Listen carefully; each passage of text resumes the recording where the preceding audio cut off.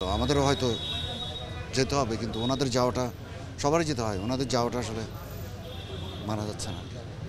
অনেক খারাপ লাগছে, মানে মেনে নিতে পারছি না, মানে সবারই খারাপ লাগছে। আমি তো ব্যক্তিগতভাবে আমি একজন, মানে আমাদের একজন গার্জিয়ান হারালাম, যার থেকে আমরা মিউজিক করেছি, সময়ে সময়ে যাদের থেকে উপদেশ নিতাম যে কী করা উচিত কী করা উচিত না। তা আমাদের একজন একজন করে আমাদের আসলে আমাদের বড়রা সবাই আমাদেরকে ছেড়ে চলে গেল। আমাদেরও হয়তো যেতে হবে, কিন্তু ওনাদের যাওয়াটা সবারই যেতে হয়, ওনাদের যাওয়াটা আসলে মানা যাচ্ছে না। অনেক খারাপ লাগছে। সাবিন ভাইকে নিয়ে একটু বলেন আপনি। কি বললাম তো, দুলাল বলছি, দুলাল খান।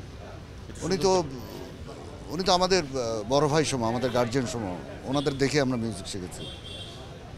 তো একজন গার্জিয়ান হারালাম, আর কিছু বলবো, উনিভাবে যাবে এটা ভাবিও নি।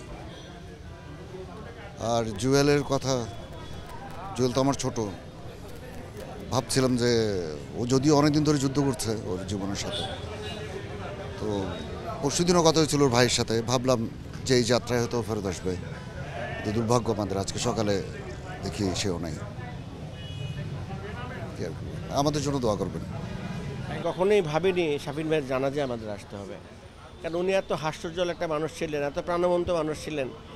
ওনার ওনার পাশে থাকা মানেই একটা উজ্জীবিত একটা সময় যাচ্ছে। আমাদের প্রচুর শিখেছি সাবিন ভাইয়ের থেকে আমরা। উনি আমাদের বাংলাদেশের সঙ্গীত অঙ্গনে অসাধারণ কিছু অবদান দিয়ে গেছেন, যেটা জেনারেশন বাই জেনারেশন আমরা সাবিন ভাইয়ের গান শুনেই যাব, মাইলসের গান শুনেই যাব। আমি এইমাত্র যে সাবিন ভাই জানাজায় এসে জানতে পারলাম জুয়েল ভাইও আমাদের ছেড়ে চলে গেছেন। আমাদের দেখছি যে কোভিডের সময়ের পর থেকে অনেক লেজেন্ডারি মিউজিশিয়ান আমাদের ছেড়ে চলে গেছে। সেই বাচ্চু ভাই থেকে শুরু করে ইমতিয়াজ বুলুল ভাই, আলাউদ্দিন আলী, সাফিন ভাই, আরও অনেকে চলে গেছেন। এইমাত্র শুনলাম জুয়েল ভাই চলে গেছে, মানে শোকের উপর শোক আর নিতে পারছি না। মানে হাসান আবিদুর রাজা জুয়েল খুব প্রচার বিমুখ একজন মানুষ ছিলেন। উনি খুব একটা মানে মিডিয়ার সামনে আসতেন না, বা ফেসবুক নিয়ে অত ব্যস্ত থাকতেন না, সোশ্যাল মিডিয়াতে অত ব্যস্ত ছিলেন না, কিন্তু অসম্ভব মেলোডিয়াস একজন শিল্পী ছিলেন, অসম্ভব মেলোডিয়াস শিল্পী। আমার কিছু গান হয়েছিল ওনার সাথে, সম্ভবত ওনার সেকেন্ড অ্যালবামটা আমি করেছিলাম, গানগুলোর কথা আমার মনে পড়ছে না। সবচেয়ে খারাপ লাগছে যে বিগত এক বছর আমরা কিছু সঙ্গীত ঐক্য করেছি, তো ওই সঙ্গীত ঐক্যের কিছু মিটিংয়ে প্রায়শই দেখা হতো, প্রতিদিন প্রায় দেখা হতো, মিটিং হতো আমাদের। তো একদিন হঠাৎ করে বললো যে ইমন, আমি তো বেশি দিন থাকবো না, আমার জন্য একটা গান করে দাও ভাই, যেটা সবাই মনে রাখবে।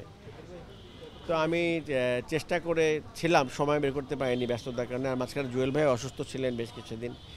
এই মুহূর্তে আমার সেটাই মনে পড়ছে যে আমি জুয়েল ভাই শেষ আশাটা বা আমি শেষ গানটা দিতে পারিনি। আপনারা সবাই দোয়া করবেন জুয়েল ভাইয়ের জন্য। ধন্যবাদ।